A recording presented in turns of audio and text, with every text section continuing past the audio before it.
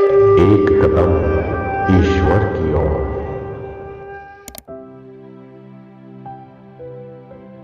निर्वाण प्रकरण पूर्वार्ध 112वां सर्ग।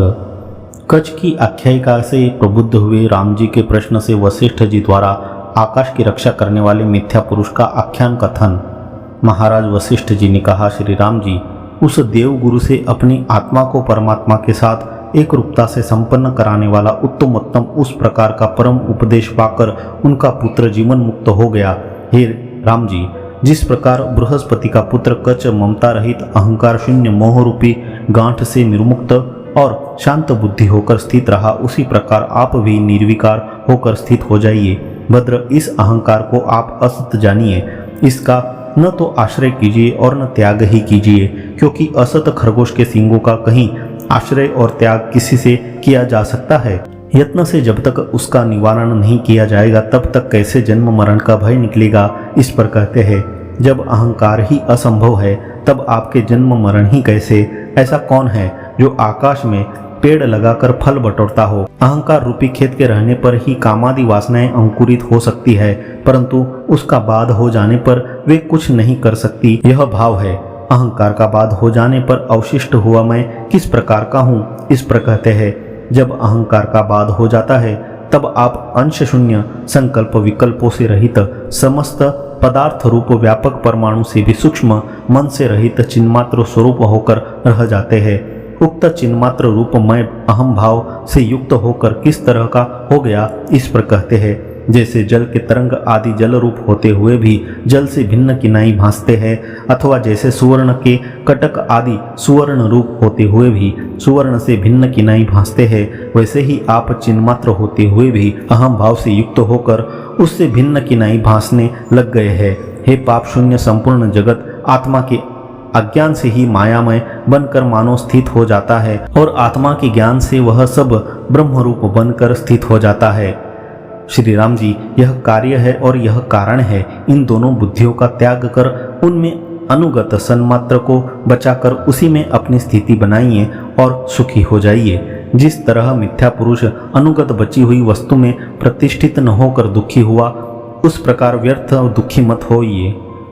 यह अत्यंत गाढ़ जो संसार की माया है, उसका पार पाना यद्यपि अत्यंत कठिन है, तथापि जैसे शरद ऋतु कुहरे को काट डालती है, वैसे ही उसे आत्मज्ञान शीघ्र काट डालता है। श्री राम जी ने कहा, गुरुवर, आपके ज्ञान रूपी अमृत से मैं अपने अंदर ऐसे परम संतुष्ट हो गया हूँ, जैसे वृष्टि के प्रतिबंध से अर्थात अभाव से भयभीत हुआ चातक दैव से प्राप्त हुई वृष्टि से संतुष्ट हो जाता है। महाराज, अमृत के सदृश ज्ञान से अभिषिक्त हुआ मैं भीतर शीतलता का महान अनुभव कर रहा हूँ और हिरण्यगर्भ की संपत्ति पर्यंत जितनी उत्तमोत्तम संपत्तियां हैं, उन सब के सिर पर रहने वाली निरतिशय आनंद रूपी संपत्ति के ऊपर मैं अपना आधिपत्य जमा कर स्थित हूँ। परंतु मधुर वचन कह रहे आपकी उक्तियों के आस्वाद से मुझे ऐसे तृप्ति नहीं होती जैसे चंद्रमा की किरणों के आस्वाद से प्यासे चकोर को तृप्ति नहीं होती। भगवान, ज्ञातव्य तत्व की ज्ञान से यद्यपि मैं तृप्त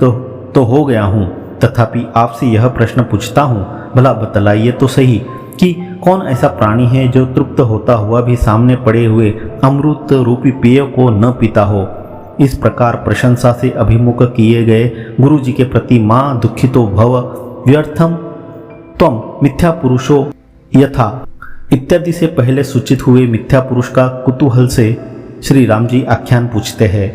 हे मुनिश्रेष्ठ, मुझसे शीघ्र कहिए कि कौन वस्तु मिथ्या पुरुष नाम की कही जाती है, जिसने की वस्तु को अवस्तु बना दिया और अवस्तुभूत समस्त जगत को वस्तु बना डाला।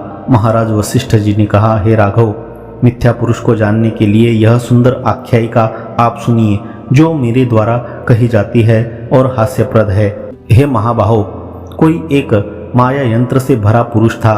वह केवल बालक के सदृश कोमल बुद्धि से विक्षिप्त और अज्ञान से आवृत्त था। मनुष्यों की जहाँ दृष्टि नहीं जाती, ऐसे एकांत स्थान में भी वह स्वरूपतः मिथ्या ही था। यह कहते हैं, वह किसी एक निर्जन एकांत प्रदेश में उत्पन्न हुआ था और उसी शून्य प्रदेश में रहता था। वह वास्तव में आकाश में केशोंड्रक सदृश और मरुभूमि में मृग तृष्णा जल के सदृश मिथ्या ही था।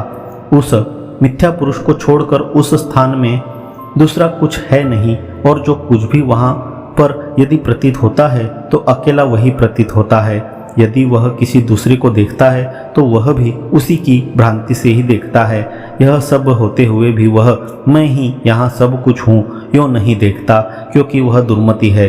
वहाँ बुद्धि को प्राप्त हुए उस मिथ्या पुरुष को मन में एक संकल्प हुआ, वह यह कि इस आकाश का मैं ही कारण हूँ और आकाश मेरा कार्य है, अतः आकाश रूप मैं ही निश्चल होकर उसको व्याप्त कर उसकी रक्षा करता हूँ।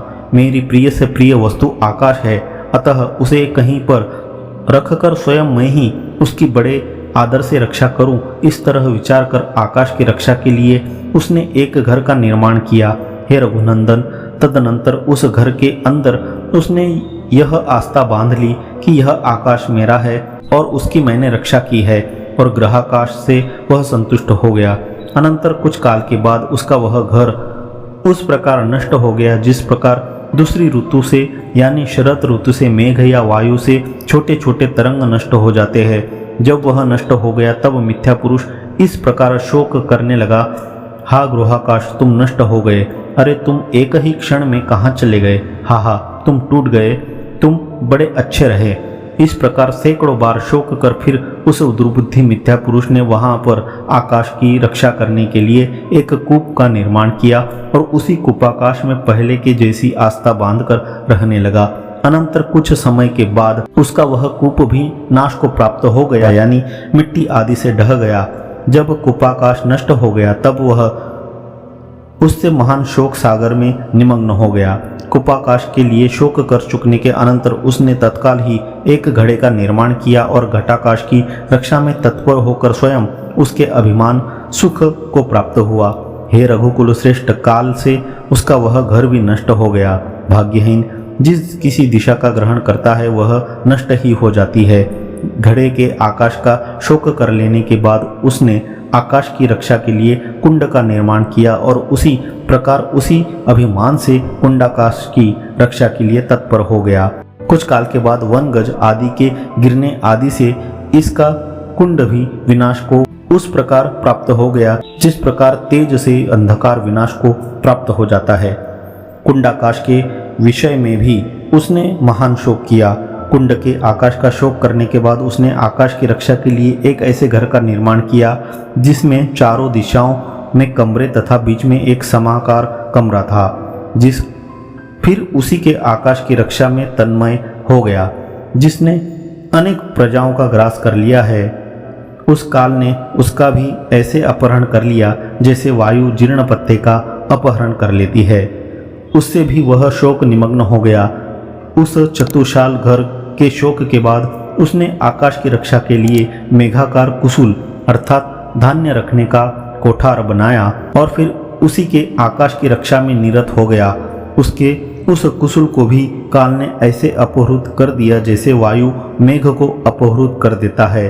उस कुसुल विनाश के शोक से वह खूब ही संतप्त हो गया। इस प्रकार घर, चतुशाल, कुंड और कुसुल आदि के आकाश की रक्षा कर रहे उस मिथ्या पुरुष का यह कभी समाप्त न होने वाला काल बीतता ही जाता था।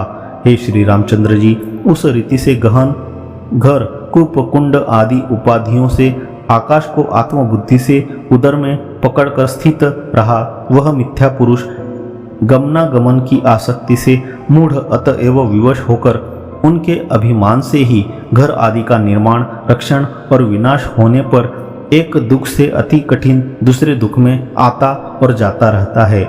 112वां सर्ग समाप्त।